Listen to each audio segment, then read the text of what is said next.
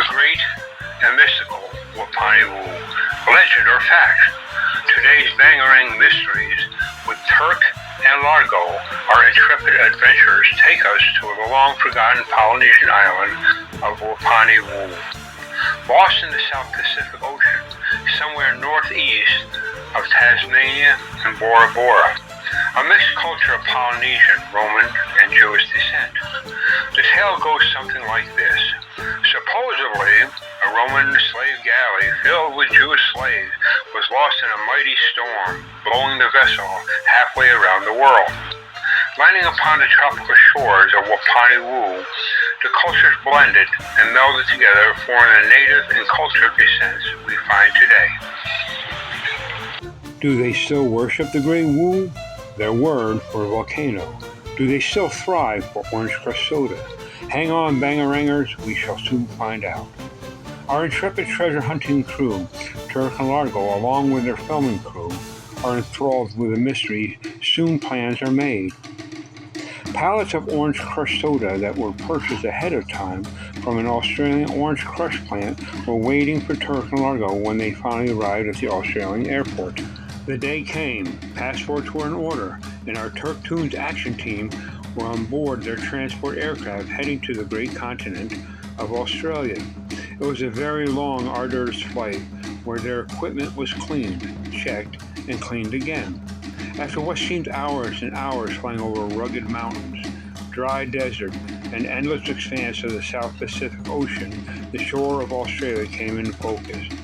With only a day layover, Turk and Largo made preparations for the pallets of orange crush soda to be shipped ahead to their next day's flight to the great island of Waponiwoo.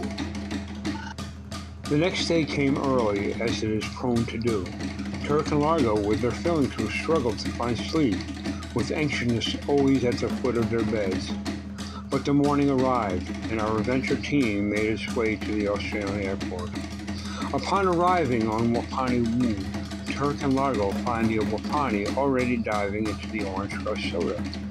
There was a warm Polynesian welcome for Turk and Largo, but we couldn't help notice the Waponi were eyeing both Turk and Largo's feather plumes. Oh, what a festive show was going on for the Great Woo. The Waponi word for the volcano god has been quite active of late.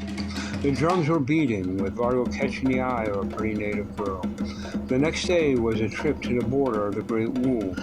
Meanwhile, the whole island overindulged in the orange crush soda like there was no tomorrow.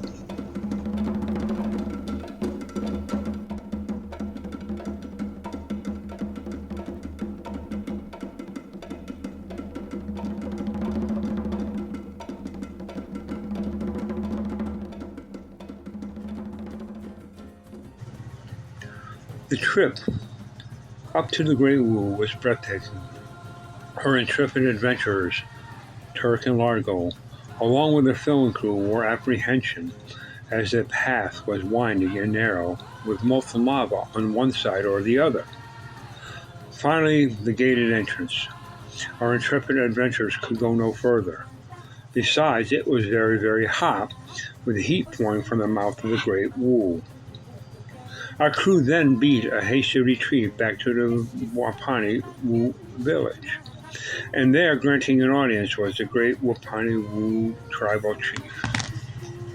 After much bowing and drinking tremendous amounts of orange crush soda, many thanks were given on both sides. One last party, a luau, a banana-wrapped pig, and again, tremendous amounts of orange crush soda. Our intrepid adventurers, Turk and Largo, with filming crew in tow, made their way to the landing strip near the Waponiwoo shore.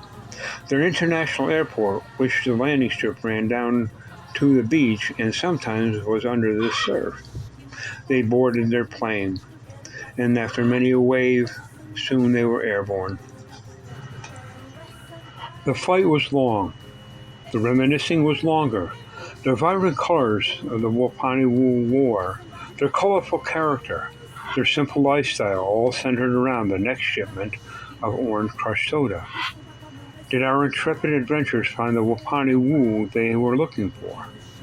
Upon landing back home, Turk and Largo found a tiki waiting for them. Who was it from? The Waponiwoo? Had the Waponiwoo shipped it back? It now stands forever at the entrance of the Turktoons Command Center, a forever reminder of a great people and their love for orange crush soda. If you ever find the need to just get away, a need to travel for adventure, the need for tremendous amounts of orange crush soda, then the great island of Waponiwoo is for you. It's a place to relax, and yes, they serve other drinks, adult beverages. But the Waponiwoo don't drink alcohol. That's for the tourists. But I wouldn't be mindful if I didn't tell you all their drinks, and I mean all, contain orange crush soda.